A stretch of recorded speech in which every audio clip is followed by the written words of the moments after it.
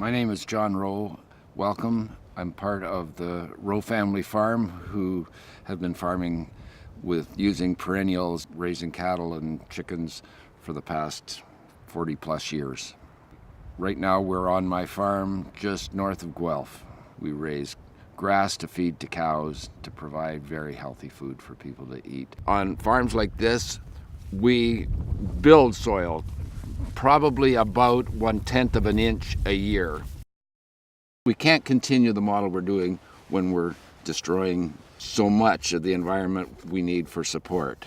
We've got too much carbon dioxide in the air. That makes looking after the grass a primary concern. Our vegetation that we consume is annual crops, and we need to use annuals as part of the model with perennials to refertilize soil naturally without using the artificial methods that are so damaging. Plants to grow need 3 macronutrients. The hardest one to keep in the soil is nitrogen. So if you wanted to grow this stuff in your lawn, clover, it would be a very helpful thing for our environment. But here, we grow it to put nitrogen into the soil, which helps everything in the neighborhood to grow. And the cows love it as well. We are taking carbon dioxide out of the air and putting it into the soil. It requires less fertilizer to be added to the soil, and it provides a fertile base to grow new food.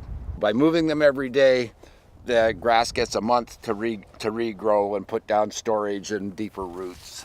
They don't overgraze one particular grass. Mad cow, or BSE, is a disease that's caused by prions.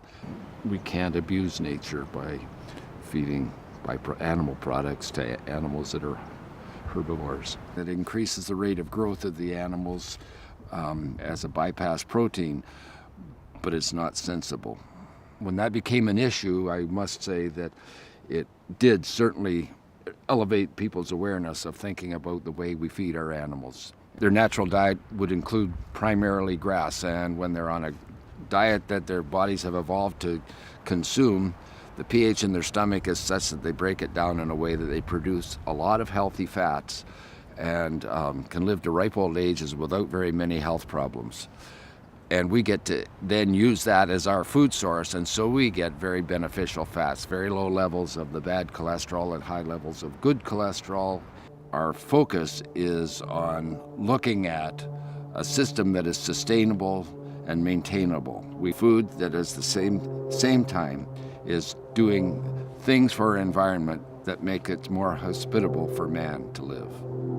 This farm is not a certified organic farm. It used to be at one time. I haven't changed what I've done, but the principle of being certified is not a critical issue to me. It's what we do. We have created our own sets of rules that we think are important to make sure that the cooperative of people who work with supplying Rowe farms are following standards that we think are important.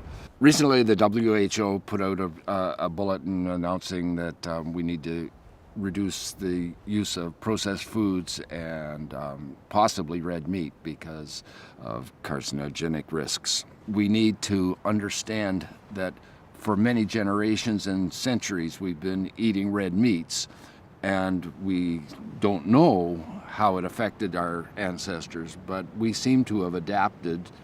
And so I think that it's worthy of us to research, and at this point I'm of the opinion that the likelihood is that the carcinogenic effects may be related more specifically, like many other things, to the profound changes that have happened in the last half century in the way we adapted diets.